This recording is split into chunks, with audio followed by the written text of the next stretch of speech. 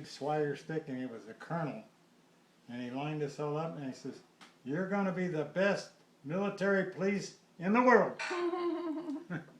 Well, we spent 2 weeks in that damn place. Guys got bit with snakes, scorpions. But me, I was kind of from the hills, and I kind of knew what to watch for. And I got through there. So then, with 100 of us in each group, and we went down to the beach, and they had a big desk, and the guys in a row, and they were giving them papers and stuff.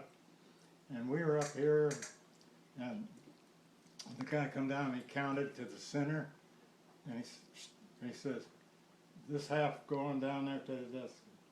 And he said, "You guys wait a while." So we waited a while, and everybody was done, and we said, "Oh, what's going on?"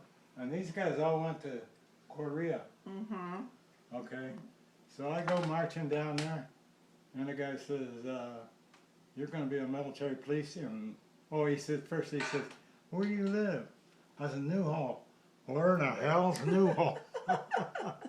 And so I told him that's about 27 miles north of Los Angeles. So he looks at me and he says, "How about Long Beach? Is that close enough?" I said, "Yeah, that's great." "Okay." He says, "You'll be stationed at Long Beach."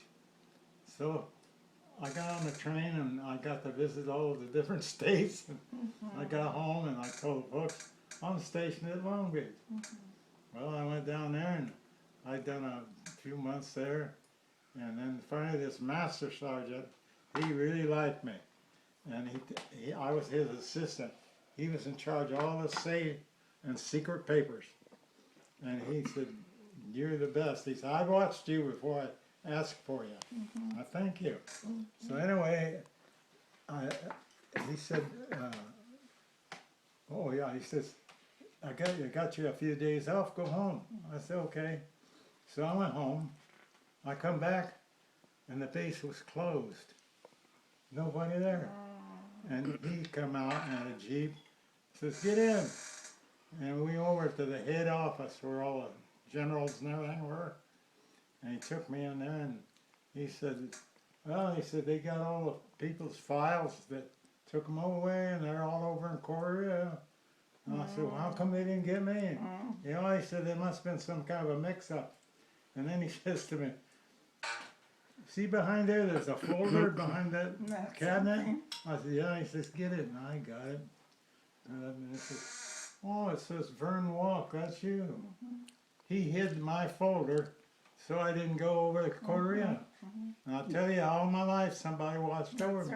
That's right. I didn't have to get on a merchant ship, that got torpedoed. And so anyway, then he tells me, "I put you in for military police on trains." I said, "Really?" He said, he gave me the paper, and I said, "Well, it says sergeant here. You have to be a sergeant." "Well, I put you in for sergeant already." So you did. Lucky you. So then they sent me to San Francisco, and I went to, I think it was 3 different offices with these psychiatrists, and they all asked you questions and stuff. And then they put me A1. I was good. And so then I come back.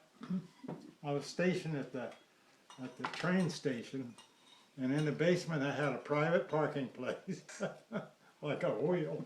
Big time. And then we had a jail on the 2nd floor, an office, and they'd assign us to different trains, and I get on the train, and I always have a partner.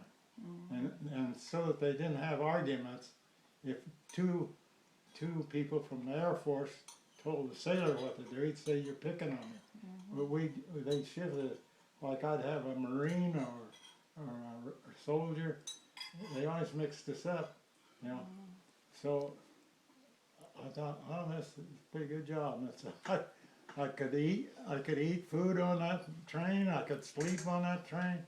And the conductors always liked us, because what started it is drunk Marine recruits who were going home. They kicked the conductor off while the train was moving, and almost killed him. So they said, "No more military until you get police on that." So we were on that. And that's why I say, somebody watched over me all my life. That's